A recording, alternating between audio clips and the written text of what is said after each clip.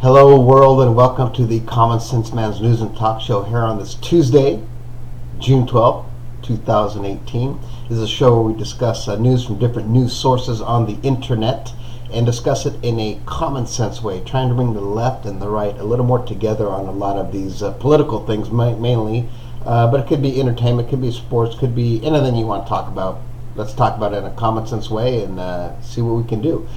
All right, this is a historic day, actually. The historic summit happened between North Korea and South Korea. We're going to go over to Fox News. Their quote is, "He wants to get it done," and it's the handshake of Kim Jong Un and President Trump with the flag, our flags, both flags in the background, and it says Kim Jong Un will start denuclearizing virtually immediately. Trump tells Fox News' Sean Hannity. Also, Trump has said they're going to quit the war games with South Korea. From what I've read, it's not a whole lot of information on it yet, but from what I read, it looks good. And you know what?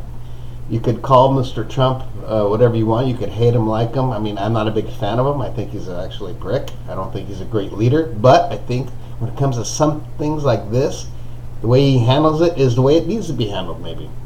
I don't know. He got somewhere with this, being the person that he is. Like I said, I don't think he's a good leader. I think he only leads half the country. He tries to lead half the country. You need to try to lead everybody. That's how you make a great leader. But I'm not going to diss him. This is awesome. This is good news. Who wants to have tension like that with people with nuclear weapons? It's just not good for anybody, even though we are more powerful. It doesn't matter. We don't need to we don't need to have a bunch of enemies. We go to CNN, what the summit achieved. Trump said he trusts North Korean dictator, but vague promises mirror past agreements. I don't know. I think this could be different. I mean, Trump's definitely not going to let the guy slide, which is good. I mean, that's the way, honestly, I think that's the way it has to be. Moving over to CNBC, Paul Tudor Jones says the stock market could go crazy to the upside to the end of the year. I don't know who Paul Tudor Jones is, but if you want to read about that, go ahead, go to CNBC.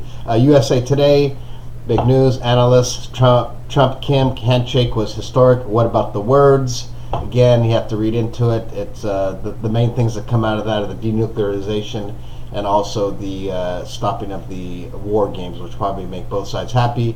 And then maybe, start helping North Korea rebuild, get food, no more starving people, and get their political things a little more in line with today's society.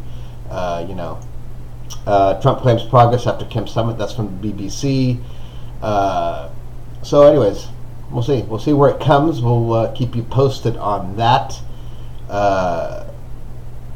Moving over to ESPN. The big talk right now on ESPN, most of it is the NBA draft coming up. Who's going to go number one, blah, blah, blah. But the biggest news, probably the biggest worldwide news, is the FIFA 2018 World Cup will be commencing this Thursday, 8 a.m. Western, 11 a.m. Eastern. Be Russia against, I believe, Saudi Arabia or something like that.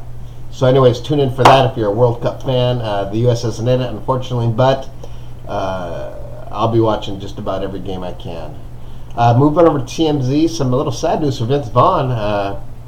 Got a DUI there today. Showing him at a party there in El Segundo, the Loft Hotel, and then got caught later with a buddy. It's too bad. I mean, you'd think somebody with that type of money would be taking a limo or a badass Uber or something. But anyways, he probably stopped to have a couple drinks and thought he could drive, which, you know what happens. It was a DUI checkpoint, so he was probably driving fine, but you know how that goes. U2, there's a one here on U2. There's a picture of U2 and Anthony Bourdain. I think it's a made-up picture. I don't think it's a real picture, but this one's for Anthony Bourdain. They sang a song for him at the Apollo Theater Monday night during the gig. Bound just the deaths of Bourdain, Kate Spade, and several other rock stars in the last year. So that is it. One last thing on TMZ. Black China. I'm not pregnant, just bloated. They show a picture of her walking there with some balloons and stuff, and man, she has really nice chest. Looks a little bit bloated, but not too bad. But anyways, that's the deal with that. Moving over to travel leisure news. Are you traveling and you want to try fly cheap? Should you buy that cheap Spirit airline ticket?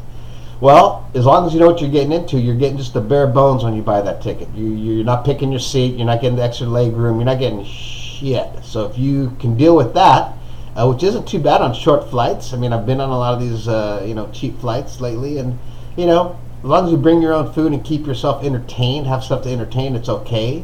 But if you want to spend a couple $100 more, you're going to get treated better and get, a little bit maybe better seating. Pick your seat. That's all I can say.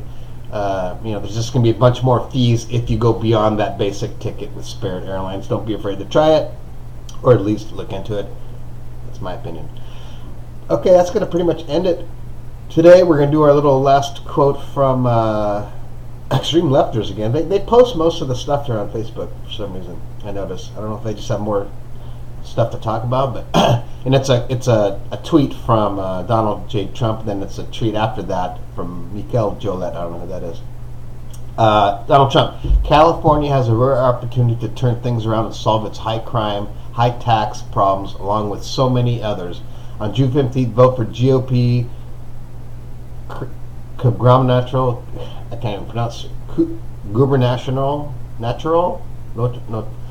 Gubernatorial candidate John Cox, a real good and highly competent man. He'll make California great again. Excuse me for my pronunciation. I honestly barely graduated high school. Then this guy says, I got this one. California has the fourth largest economy in the world, the largest surplus of any state, clean air, and historically low crime. Guess who controls every branch of government? Democrats. That is according to that tweet. So anyways, that's going to end today. Please subscribe to my channel, the Common Sense Man's News and Talk Show here on YouTube. And call in on Skype. Let's get something going here. 805-994-0606. Have a great rest of your Tuesday. We will see you on Hump Day, Wednesday.